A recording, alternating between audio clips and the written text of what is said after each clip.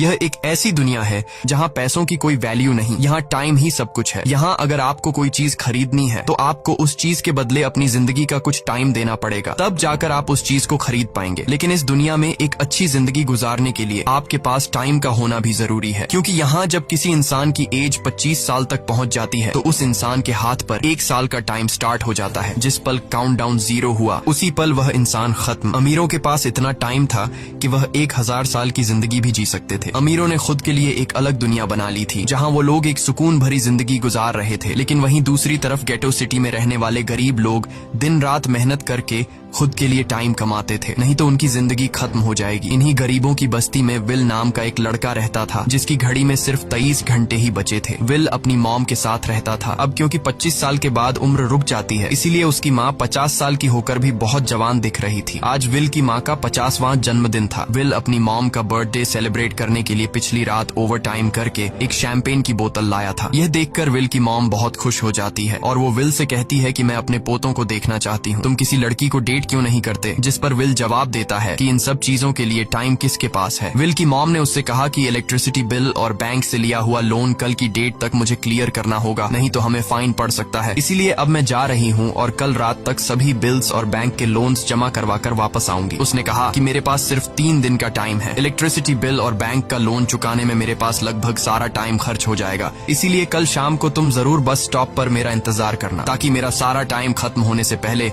मैं तुमसे कुछ टाइम ले सकूं। इस पर विल ने कहा ठीक है, मैं टाइम पर पहुंच जाऊंगा। जाने से पहले विल की माँ विल के हाथ को छूकर उसकी बॉडी में 30 मिनट ट्रांसफर करती है ताकि विल अच्छा नाश्ता खरीद कर खा सके। इसके बाद दोनों अपने अपने काम पर निकल गए। रास्ते में विल के पास एक छोटी बच्ची आती है। वो विल को एक कैप्सूल देकर विल से उसका थोड़ा सा टाइम मांगती है। विल मुस्कुराते हुए उस छोटी बच्ची को कैप्सूल में अपनी जिंदगी का 5 मिनट का टाइम दे देता है और वह चली जाती है। यहाँ हमें पता चलता है कि यह लोग अपने टाइम को एक कैप्सूल में स्टोर भी कर सकते हैं, जिससे यह लोग कभी भी यूज और ट्रांसफर कर सकते हैं। इसके बाद विल काम के लिए फैक्ट्री पहुंच जाता है। काम शुरू करने से पहले वह कॉफी लेने जाता है, लेकिन वहाँ वह देखता है कि हर एक चीज का दाम डबल हो गया है। जहां पहले कॉफी 2 मिनट की मिलती थी, अब उसका प्राइस डबल होकर 4 मिनट हो चुका है। यहाँ पर कभी भी किसी चीज का भी दाम बढ़ा दिया जाता है बिना किसी अनाउंसमेंट के। ये बात विल को बहुत बुरी लगती है। मजबूरी में विल ने भी कॉफी के लिए अपनी जिंदगी के 4 मिनट पे किए और काम पर लग गया। दिन भर के काम के बाद रात के वक्त विल अपने दोस्त के साथ एक बार में जाता है। विल का दोस्त 1 नंबर का शराबी था। वह हर वक्त शराब के नशे में टली रहता। विल का दोस्त विल को इशारे में बताता है कि वह आदमी सबको फ्री में दारू पिला रहा है और उसके पास बहुत ज्यादा टाइम है। ये सुनकर विल ने जब उस आदमी की तरफ देखा तो उसे चारों तरफ से लड़कियों ने घेरा हुआ था। विल की जब उस आदमी की घड़ी पर नजर गई तो उस आदमी के पास 116 साल का टाइम था। ये देखकर विल समझ जाता है कि यह आदमी ग्रीनिच सिटी से है, क्योंकि गेटो सिटी में लोगों के पास ज्यादा से ज्यादा 2 दिन का टाइम होता है। विल उस आदमी के पास आया और उसे वार्न करने लगा कि यहाँ पर तुम्हें नहीं होना चाहिए था। यहाँ चोरों का खतरा है, ये लोग तुम्हें मारकर तुम्हारा टाइम चुरा लेंगे, इसलिए जल्दी से यहाँ से निकल जाओ। लेकिन वो आदमी विल की बातों को सीरियस नहीं लेता और उसे इग्नोर करके ड्रिंक करने लग जाता है। तभी उस बार में फोर्टिस नाम का एक गैंगस्टर अपने ग्रुप के साथ आया, जिसे देखकर सारे लोग बाहर निकल भागे। दरअसल यह शहर के सबसे बड़े गुंडे हैं जो लोगों से जबरदस्ती टाइम चुराते हैं। विल का दोस्त विल को पकड़कर ले जाने लगा, लेकिन विल ने जाने से इनकार कर दिया और वहाँ एक कोने में छिपकर सब कुछ देखने लगा। फोर्टिस उस अमीर आदमी से उसका सारा टाइम लूटने आया था। फोर्टिस उस अमीर आदमी को चैलेंज करता है कि चलो पंजा लड़ाते हैं और जो हारेगा वह अपना सारा टाइम जीतने वाले को दे देगा। ये टाइम फाइट आर्म रेसलिंग की तरह थी, जिसमें 2 लोगों को एक दूसरे की कलाई पकड़नी होती थी। जिस भी इंसान की कलाई नीचे होती थी उसका टाइम घटने लगता था और वो टाइम उस आदमी के हाथ में ट्रांसफर होने लगता था जिसकी कलाई ऊपर होती थी। इस तरह जीतने वाला इंसान सारा टाइम उस दूसरे आदमी से अपनी बॉडी में स्टोर करके उसे मार देता।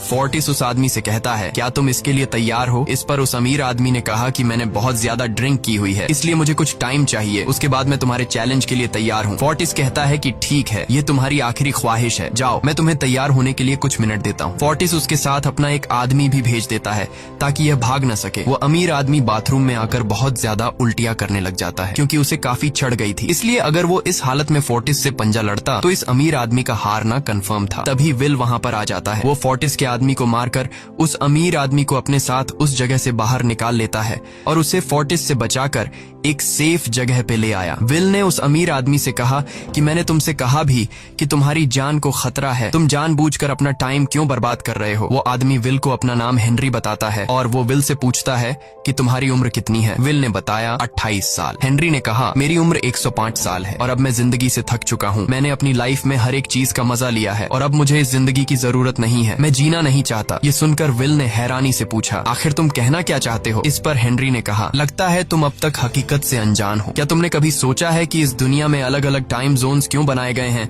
आखिर क्यों तुम्हारे टाइम जोन गेटो में किसी भी वक्त चीजों के दाम और टैक्स बढ़ा दिए जाते हैं? दरअसल महंगाई जानबूझकर बढ़ा दी जाती है ताकि गरीब लोग मरते रहें और उनकी मौत का फायदा ग्रीनविच टाइम जोन के अमीर लोगों को होता रहे। असल में ये सारा सिस्टम उन्हीं का बनाया हुआ है। जरा सोचो, वहाँ ग्रीनविच टाइम जोन में लोगों के पास जीने के लिए हजारों साल हैं, लेकिन यहाँ गेटो में तुम लोग हर रोज जीने के लिए मेहनत मजदूरी करते हो। ऐसा इसलिए है क्योंकि उन्होंने तुम्हें यह करने के लिए मजबूर किया है। वो लोग तुम लोगों को ज्यादा टाइम देना ही नहीं चाहते ताकि तुम लोग मजबूरी में उनके लिए काम करते रहो। वो लोग महंगाई बढ़ाकर तुम्हें ज्यादा से ज्यादा टाइम खर्च करने पर मजबूर करते हैं ताकि तुम्हारे टाइम से वो हमेशा की जिंदगी जी सकें। उन्होंने अपनी जिंदगी का हर एक दिन गरीबों की मौत से इकट्ठा किया है और मैं ऐसी जिंदगी बिल्कुल भी नहीं जीना चाहता जो किसी गरीब मजबूर इंसान की मौत से मिली हो। ये सब सुनकर विल समझ गया कि हेनरी बहुत ही नेक दिल इंसान है। हेनरी ने विल से आगे पूछा अगर तुम्हारे पास मेरे जितना टाइम होता तो तुम क्या करते? विल ने मुस्कुराकर कहा कि सबसे पहले मैं बार बार टाइम को देखना छोड़ देता, क्योंकि उस वक्त भी विल के पास सिर्फ 18 घंटे होते हैं। वो सोने से पहले, सोने के बाद, खाना खाते टाइम हर वक्त अपनी घड़ी देखता रहता है, क्योंकि मुझे डर लगता है कि कहीं मेरा टाइम खत्म न हो जाए और मैं मर न जाऊं। विल कहता है कि मेरी मॉम घर संभालने के लिए बहुत ज्यादा मेहनत करती है। अगर मेरे पास तुम्हारी तरह इतना ज्यादा टाइम होता तो मैं अपनी मॉम के लिए ग्रीनविच सिटी में एक अच्छा घर खरीदता और हम दोनों वहाँ पर खुशी से जिंदगी गुजारते। इसके बाद विल ने हेनरी से कहा आज रात हमें यहीं रुकना होगा, सुबह तक खतरा टल जाएगा, तब तुम वापस अपने घर लौट जाना। इसके बाद ये दोनों सो जाते हैं। सुबह उठकर हेनरी देखता है कि विल अभी भी सो रहा है। वो विल के पास आता है और उसके पास जितना भी टाइम होता है वो सारा का सारा विल को ट्रांसफर कर देता है और अपने पास कुछ ही मिनट बचाकर एक ब्रिज के ऊपर जाकर बैठ जाता है। विल जब नींद से जागा तो उसने देखा कि हेनरी वहाँ से जा चुका है।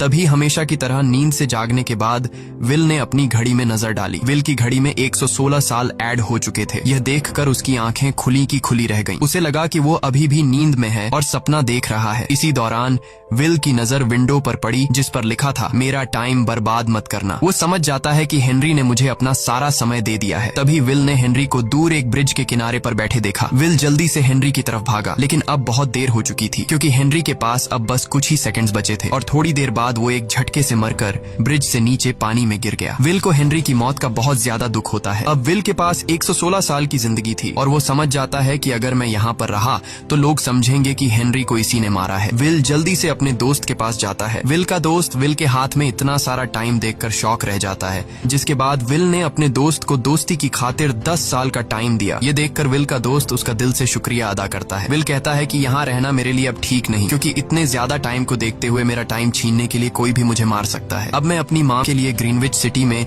एक अच्छा सा घर खरीद सकता हूँ और वहाँ पर एक सेफ लाइफ गुजारूंगा। जिसके बाद विल अपने दोस्त को गुड बाय कहकर वहाँ से निकल जाता है और सीधा उस बस स्टॉप पर जाकर मॉम का इंतजार करने लगता है, जहाँ 2 दिन पहले उसकी मॉम ने उससे कहा था कि मैं इलेक्ट्रिसिटी का बिल और बैंक का लोन चुकाकर इस बस स्टॉप पर पहुंचूंगी। दूसरी तरफ विल की मॉम सारे लोन और बिल्स भरने के बाद घर लौटने के लिए बस में चढ़ी, पर तभी उसे पता लगा कि एक ही दिन में बस की टिकट के दाम डबल हो गए थे। पहले जहां टिकट 1 घंटे में आती थी वहीं अब प्राइस 2 घंटे हो गया था। ये देखकर विल की मॉम बहुत ज्यादा परेशान हो जाती है, क्योंकि विल की मॉम के पास सिर्फ 1.5 घंटा बचा था। विल की मॉम बस ड्राइवर से रिक्वेस्ट करती है कि अगले स्टॉप पर मेरा बेटा उसे बाकी का टाइम दे देगा, लेकिन बस ड्राइवर ने साफ इनकार कर दिया और कहा कि अगर टाइम नहीं है तो फिर पैदल चली जाओ। लेकिन विल की मॉम को पता था कि अगला बस स्टॉप बहुत दूर है। अगर वह पैदल भी जाती है तो उसे पहुंचने में 2 घंटे लगेंगे। उस वक्त बस में ढेर सारे पैसेंजर्स सवार थे। विल की मॉम ने उनसे भी रिक्वेस्ट की, पर किसी ने भी उनकी मदद नहीं की। इतने में ही बस वहाँ से निकल गई। विल की मॉम रेचल के पास ज्यादा टाइम नहीं बचा था, इसलिए वह दौड़ती हुई पैदल घर की तरफ भागने लगी। दूसरी तरफ विल अपनी मॉम के लिए फूलों का गुलदस्ता लिए बस स्टॉप पर उनका इंतजार कर रहा था, क्योंकि आज उसे अपनी मॉम का बर्थडे सेलिब्रेट करना था। बस जब उस स्टॉप पर पहुंची तो कई सारे पैसेंजर्स उतर आए, पर उनमें से विल की मॉम नहीं थी। विल यह देखकर परेशान हो जाता है और उसे समझ आ गया कि जरूर उसकी मॉम मुसीबत में है। वह उसी वक्त अपनी मॉम की तलाश में भागा। उधर रेचल के पास अब कुछ ही मिनट बचे थे। वह रास्ते में आने वाली गाड़ियों और लोगों के घरों का दरवाजा पीट पीट कर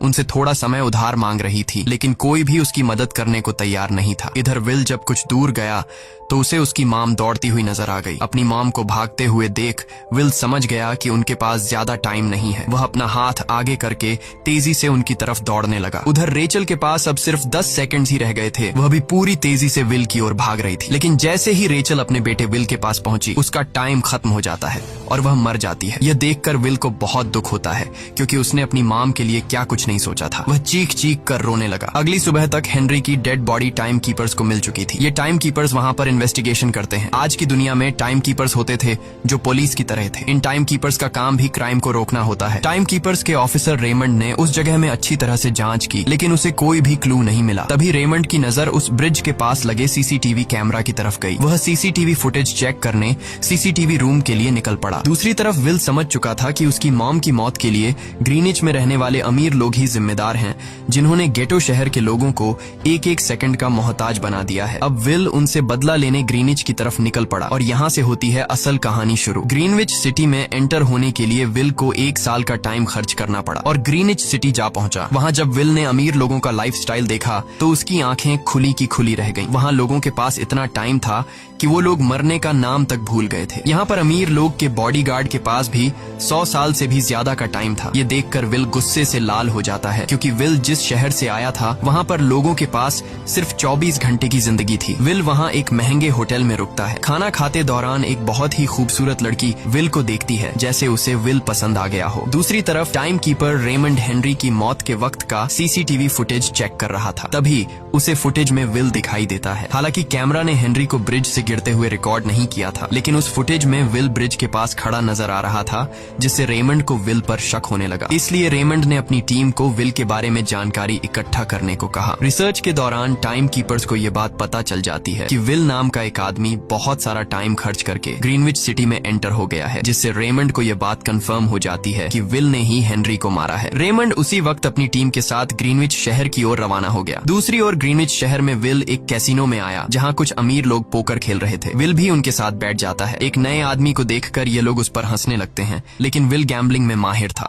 आज उसके लिए अमीरों से पैसे निकालने का सबसे अच्छा मौका था। विल ने फिलिप नाम के एक रईस आदमी के साथ पोकर की बाजी खेली। फिलिप यहाँ का सबसे रईस इंसान है। उसके पास खुद का एक टाइम बैंक है जो लोगों को लोन पर टाइम देता है। फिलिप के साथ उसकी डॉटर भी बैठी होती है। यह वही लड़की है जो कुछ देर पहले विल को गौर से देख रही थी। गेम जब शुरू हो जाती है तब विल अपनी लाइफ का सारा टाइम दांव पर लगा देता है और अपनी माइंड के बदौलत वो फिलिप से 1100 साल जीत जाता है। यह देखकर फिलिप की बेटी सिल्विया विल से काफी ज्यादा इम्प्रेस हो जाती है। उसने विल को कल रात अपने घर पार्टी पर इनवाइट किया। फिर अगली शाम विल एक नई नवेली कार खरीदकर फिलिप की पार्टी में जा पहुंचा। वहीं पार्टी के दौरान विल और सिल्विया डांस करने लगते हैं और सिल्विया मन ही मन विल को दिल दे बैठी। वो अपनी दिल की बात विल से करने ही वाली थी कि तभी टाइम कीपर रेमंड अपनी टीम के साथ वहां पहुंचता है और विल को पकड़ लेते हैं। विल को खूनी समझकर सिल्विया भी उससे नाराज हो गई। रेमंड ने सबसे पहले विल का सारा टाइम उससे छीनकर सिर्फ 2 घंटे दिए। उसके बाद वो विल को हेनरी के खून के इल्जाम में गिरफ्तार करने लगा। रेमंड विल से पूछता है कि तुमने हेनरी को क्यों मारा। विल उसे कहता है कि मैंने उसे मारा नहीं था, बल्कि वो खुद जीना नहीं चाहता था, इसलिए उसने मुझे 116 साल दी और बाद में उसने खुद की जान ली। लेकिन रेमंड विल की बात पर यकीन नहीं करता। विल समझ जाता है कि रेमंड मुझे हेनरी के झूठे केस में फंसाकर उम्र भर कैद के लिए मुझे जेल में डाल देगा, इसलिए वह मौका देखते ही रेमंड के आदमियों को मारकर खुद को आजाद कर लेता है और उनकी बंदूक लेकर सिल्विया को बंदी बना लिया। सिल्विया को ढाल बनाकर विल उसे साथ लेकर भाग निकला और रेमंड और उसके आदमियों को चकमा देता हुआ वापस गेटो शहर आ पहुंचा। इस दौरान विल के पास टाइम काफी कम बचा था। उसने सिल्विया से कुछ टाइम उधार मांगा, लेकिन सिल्विया ने उसे 1 सेकंड भी देने से इनकार कर दिया, क्योंकि वह भी उसे हेनरी का खूनी समझ रही थी। इसलिए वो और तेजी से गेटो शहर की तरफ कार दौड़ाता है ताकि वहां पहुंचकर किसी से टाइम उधार ले सके। जल्दबाजी में उसका ध्यान ध्यान आगे सड़क पर बिछी कंटीली तारों पर नहीं पड़ता, जिससे टकराते ही विल की कार ब्रिज से नीचे गिर जाती है। इस एक्सीडेंट में विल और सिल्विया बेहोश हो गए। असल में रास्ते में वह कांटे फोर्टिस और उसकी गैंग ने बिछाए थे। फोर्टिस ने देखा कि सिल्विया के पास 10 साल का टाइम था। वो सिल्विया का सारा टाइम चुरा कर वहाँ से निकल जाते हैं। इतने में ही विल और सिल्विया को होश आया। सिल्विया ने जब अपने हाथ की तरफ देखा तो वो परेशान हुई, क्योंकि उसके पास सिर्फ 30 मिनट ही बचे थे और विल के पास भी कुछ मिनट ही बचे थे। पर फिर भी उसने सिल्विया को अपने कुछ मिनट दिए, जिससे इन दोनों का टाइम बराबर हो गया। इसके बाद विल सिल्विया को लेकर जल्दी से अपने दोस्त के घर जाता है, जिसे उसने 10 साल दिए थे। जब उसके दोस्त की वाइफ ने दरवाजा खोला और उसने विल को देखा तो उसने विल से नाराजगी जताते हुए कहा, तुम्हारे दिए हुए 10 साल ने मेरे हस्बैंड की जान ले ली। उसने सारा टाइम शराब में उड़ा दिया, जिससे उसकी मौत हुई। ये सुनकर विल मायूस हो गया, लेकिन अब इन दोनों के पास भी ज्यादा टाइम नहीं था। अगर यह दोनों जल्दी से कुछ नहीं करते तो इनकी भी मौत पक्की थी। तभी विल ने सिल्विया के कानों में ईयरिंग देखी, जो हीरे की थी। उसे बेचकर विल और सिल्विया को 2 दिन का टाइम मिल गया। इसके बाद विल सिल्विया को लेकर फोन बूथ पर आया। उसने सिल्विया के पिता फिलिप को कॉल किया और बताया कि उसकी बेटी अब तक सही सलामत है। उस वक्त रेमंड भी फिलिप के पास ही मौजूद था और विल को भी पता था कि रेमंड भी वहाँ मौजूद है। विल ने सिल्विया को छोड़ने के बदले 10,000 साल का टाइम मांगा और वो 10,000 साल टाइम बैंक के जरिए गरीब लोगों में बांटने को कहा और कल सुबह तक का टाइम दिया। हालांकि फिलिप के लिए यह रकम कुछ भी नहीं थी, पर फिलिप किसी भी कीमत पर गरीबों को टाइम नहीं देना चाहता था। इधर विल सिल्विया को अपने घर ले आया, जहां पर दोनों सुबह होने का इंतजार कर रहे थे। इसी दौरान सिल्विया ने विल से पूछा कि उसकी फैमिली कहाँ है। इस पर विल ने बताया कि पिछली रात ही टाइम न होने की वजह से मेरी माँ की डेथ हुई। ये सुनकर सिल्विया को बहुत बुरा लगता है और उसे एहसास होता है कि यहाँ गरीब लोग हर पल मौत के डर में जीते हैं। उन्हें एक दिन का टाइम कमाने में कितनी मेहनत करनी पड़ती है। अगली सुबह बैंक खुलते ही विल और सिल्विया खिड़की से बैंक पर नजर रखने लगे, लेकिन बैंक ने गरीबों में टाइम नहीं बांटा। सिल्विया यह देखकर बहुत मायूस हो गई कि टाइम के आगे उसके पिता के लिए अपनी बेटी की भी कोई कीमत नहीं थी। अब सिल्विया को समझ आ गया कि उसके पिता सिर्फ बिजनेसमैन नहीं है, बल्कि वो इस सिस्टम के हेड हैं। वो गरीब लोगों की मौत से अपनी जिंदगी के साल जमा करते हैं। सिल्विया को यूं मायूस देखकर विल ने उसे वापस घर भेजने का फैसला किया। वो उसे फोन बूथ पे ले आया और अपने पिता को कॉल करके अपने लिए मदद बुलाने को कहा। इस दौरान विल सिल्विया को वेपन भी दे देता है ताकि वो खुद की हिफाजत कर सके। इधर सिल्विया फोन पर अपने पिता से बात कर रही थी कि तभी टाइम कीपर रेमंड चुपके से वहाँ आ पहुंचा और विल पर गन तान दी। रेमंड विल पर गोली चलाने ही वाला था कि तभी सिल्विया ने रेमंड को देख लिया और घबराहट में रेमंड पर गोली चला दी। ये देख विल घबरा कर रेमंड के पास आया। हालांकि वो गोली रेमंड के हाथ को छू कर निकल गई थी। रेमंड के हाथ से बहुत खून निकल रहा था। विल ने रेमंड की घड़ी देखी। रेमंड के पास सिर्फ 2 घंटे बचे थे। दरअसल टाइम कीपर्स को भी सैलरी के तौर पर हर रोज 1 दिन का ही टाइम मिलता था। विल समझ गया कि जब तक रेमंड के पास उसके टीम वाले पहुंचेंगे तब तक रेमंड का ज्यादा खून बहने की वजह से उसकी मौत हो गई होगी। इसलिए विल रेमंड को 2 घंटे का टाइम देते हुए रेमंड की कार को लेकर वहां से निकल गया। रेमंड को गोली मारकर अब सिल्विया भी क्राइम लिस्ट में आ चुकी थी। हालांकि विल ने सिल्विया से कहा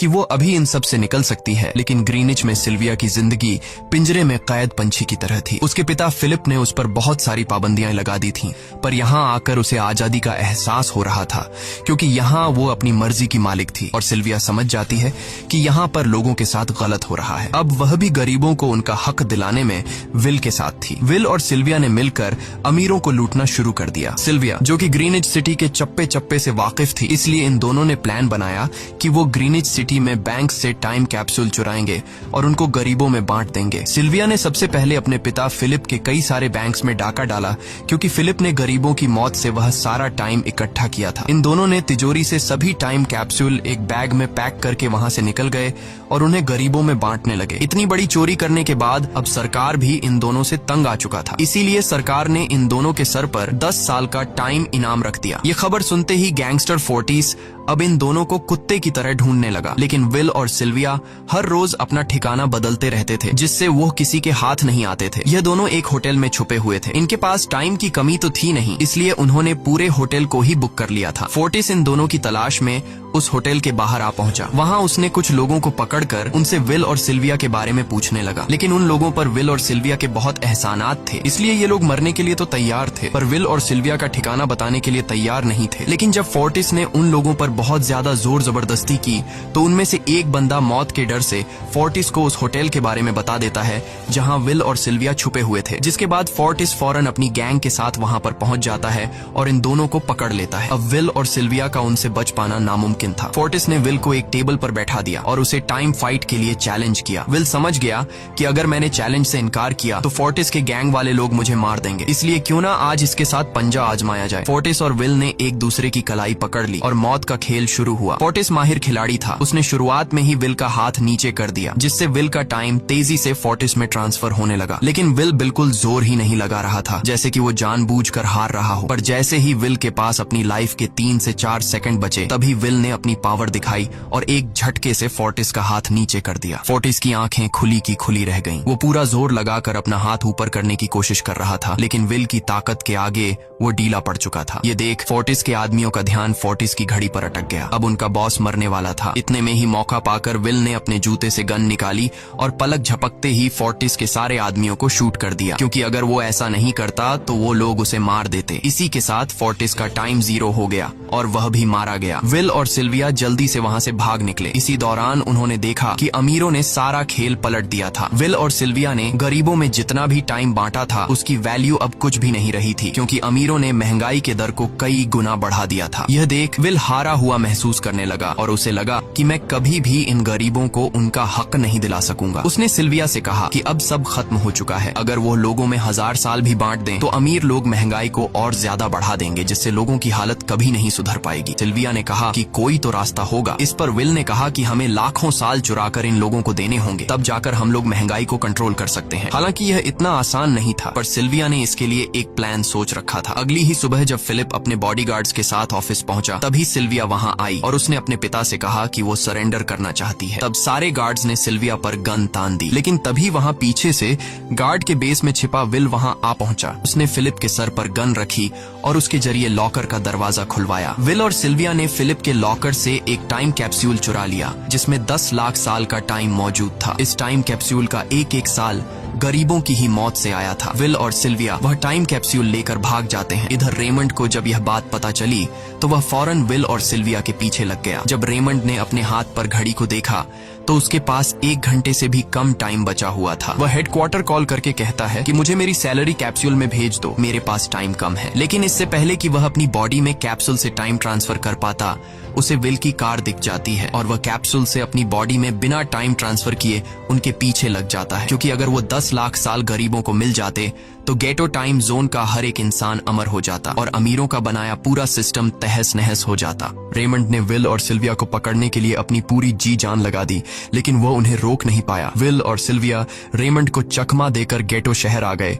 और वह टाइम कैप्सूल एक बच्ची के हाथों में सौंप दिया। उन्हें पता था कि रेमंड सीधा हमारे पीछे गीटो शहर पहुंचेगा, इसलिए उन्होंने इस जगह को छोड़कर एक सुनसान जगह पर चले गए। उधर उन्होंने गीटो शहर के लोगों में लाखों साल बांटकर उन्हें अमर कर दिया था, लेकिन खुद इन दोनों के पास बहुत ही कम टाइम बच जाता है। बदकिस्मती से उसी पल रेमंड ने उन्हें पकड़ लिया। रेमंड ने विल को धमकी देते हुए कहा, अगर तुम्हें अपनी जान प्यारी है तो चुराया हुआ सारा टाइम वापस कर दो। तब विल ने उसे अपनी घड़ी का समय दिखाया। विल और सिल्विया के पास कुछ ही मिनट बचे थे। विल ने रेमंड से कहा, कहीं तुम भूल तो नहीं गए? याद है जब तुम मरने वाले थे तो मैंने तुम्हें कुछ टाइम उधार दिया था, टाइम तो तुम्हें मुझे वापस करना चाहिए। यह सुनकर रेमंड को याद आया कि विल और सिल्विया को पकड़ने की जल्दी में उसने अपने टाइम पर ध्यान ही नहीं दिया। जब उसने अपनी घड़ी पर नजर डाली तो उसके पास सिर्फ 5 सेकंड ही बचे थे, जो देखते ही देखते 0 हो गए और रेमंड मारा गया। विल और सिल्विया रेमंड से तो बच गए थे, पर इन दोनों के पास भी अब सिर्फ एक मिनट ही बचा था। ऊपर से उस सुनसान इलाके में उनकी मदद करने वाला भी अब कोई नहीं था। उन्हें अपनी मौत साफ नजर आ रही थी। इन दोनों ने मायूस होकर एक दूसरे को गले लगाया और तभी विल को रेमंड की कार नजर आई। विल फौरन कार की तरफ भागा